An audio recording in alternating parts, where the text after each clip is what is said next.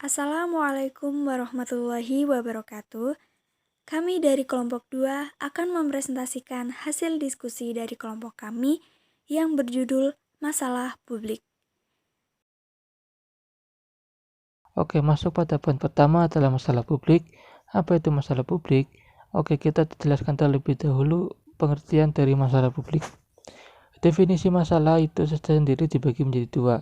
Yang pertama, masalah privasi merupakan masalah yang terjadi pada seorang individu serta dapat diatasi dengan sendirinya tanpa melibatkan orang lain dalam penyelesaiannya.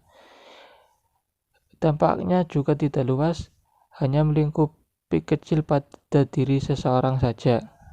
Yang kedua adalah masalah publik, merupakan masalah yang terjadi pada beberapa orang yang mengalami nasib yang sama dan di penyelesaiannya pun secara bersama-sama. Dampak yang diberikan pun luas dikarenakan mencakup banyak orang. Masalah didefinisikan sebagai suatu kondisi atau situasi yang menimbulkan kebutuhan atau ketidakpuasan pada sebagian orang yang menginginkan pertolongan atau perbaikan.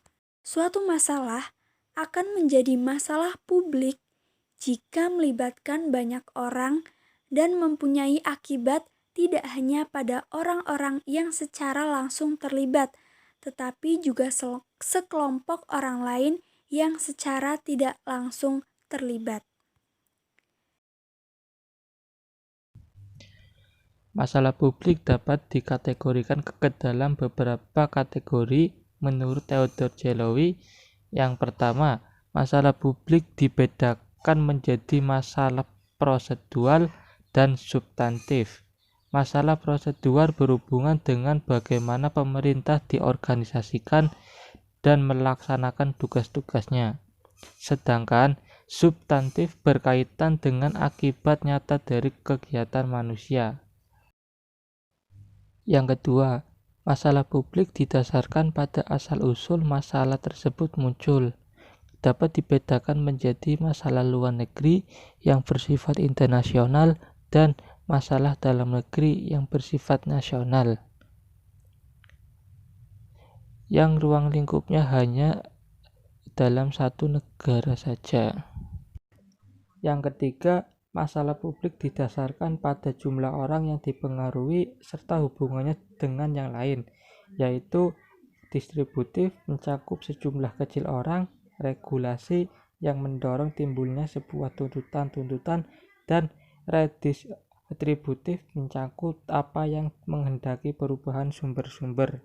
Berikut ini diuraikan karakteristik dari masalah publik, yaitu 1. Saling ketergantungan antara berbagai masalah. Suatu masalah publik bukanlah masalah yang berdiri sendiri, tetapi saling terkait antara satu masalah dengan masalah yang lain. Sebagai contoh, masalah pengangguran berkaitan dengan masalah kriminalitas atau masalah kemiskinan dan sebagainya.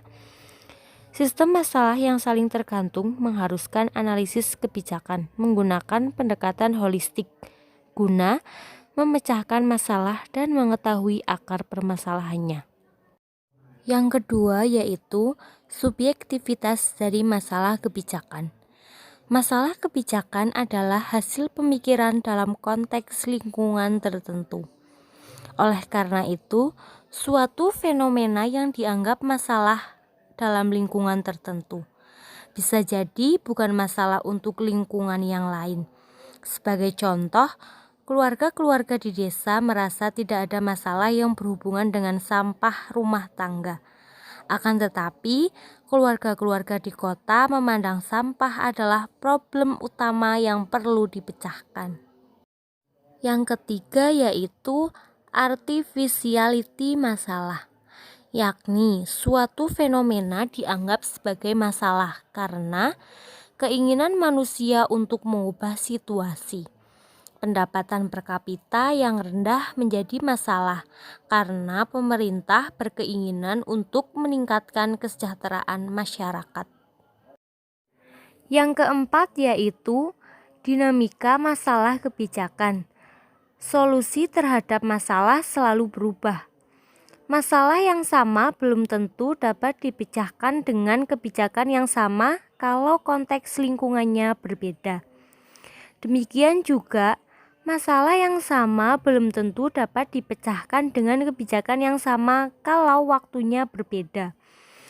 Pilihan paradigma pembangunan yang berorientasi pada pertumbuhan ekonomi sebagai contoh dipandang tepat untuk mengatasi persoalan bangsa, seperti kemiskinan di Indonesia pada tahun 1967. Tetapi kurang tepat untuk dijadikan model pembangunan untuk sekarang ini, karena konteks lingkungan sosialnya sudah jauh berbeda. Model pembangunan yang lebih mengedepankan penghormatan pada hak asasi manusia dan demokrasi dipandang lebih tepat daripada pertumbuhan ekonomi untuk saat ini. Untuk selanjutnya masuk kepada tahapan perumusan masalah. Yang pertama, pencarian masalah merupakan proses mencari masalah yang ada atau terjadi di ruang publik. Biasanya terjadi pada lingkungan masyarakat luas atau lingkungan sosial. Yang kedua, pendefinisian masalah merupakan proses bagaimana menjelaskan atau mendefinisikan suatu masalah yang telah didapat atau yang sedang terjadi di ruang publik. Yang ketiga, spesifikasi masalah merupakan suatu proses merincikan masalah yang sebelumnya akan dikenalkan. Proses ini memilih serta membuat susunannya. Yang terakhir, pengenalan masalah merupakan suatu proses akhir dari tahapan perumusan masalah publik, yakni suatu proses mengenalkan masalah yang terjadi setelah melewati tahapan-tahapan sebelumnya. Untuk poin selanjutnya adalah implikasi terhadap dunia dakwah. Dakwah sendiri merupakan suatu sarana untuk menyampaikan pesan atau ajakan. Masalah publik itu sendiri merupakan isu sentral yang akan diselesaikan dengan sebuah kebijakan yang selalu diformulasikan untuk mengatasi ataupun mencegah timbulnya masalah yang baru, khususnya yang bersifat publik. Masalah disebut isu publik saat masalah itu menjadi keprihatinan masyarakat halayak luas dan mempengaruhi hajat hidup masyarakat luas. Masalah publik adalah salah satu dari unsur-unsur kebijakan dakwah yang menjadikannya sangat berkaitan dengan dakwah. Terdapat juga sebuah problem dasar umat yang menjadi masalah mendasar dalam dunia dakwah. Problem dasar yang pertama adalah problem akidah, di mana situasi seperti ini terjadi karena terdapat kesalahan paradigma dalam melihat kemajuan suatu bangsa atau masyarakat. Oleh karena itu, meskipun telah mencapai kemajuan, tetapi persoalan umat yang sangat mendasar masih sering terjadi, seperti persoalan akidah, kesyirikan, akhlak, kenakalan remaja di zaman sekarang, dan berbagai persoalan sosial kemasyarakatan yang lain. Persoalan syirik menjadi sebuah masalah yang sering terjadi di masyarakat. Seringkali tanpa disadari, masyarakat telah melakukan tindakan kesyirikan.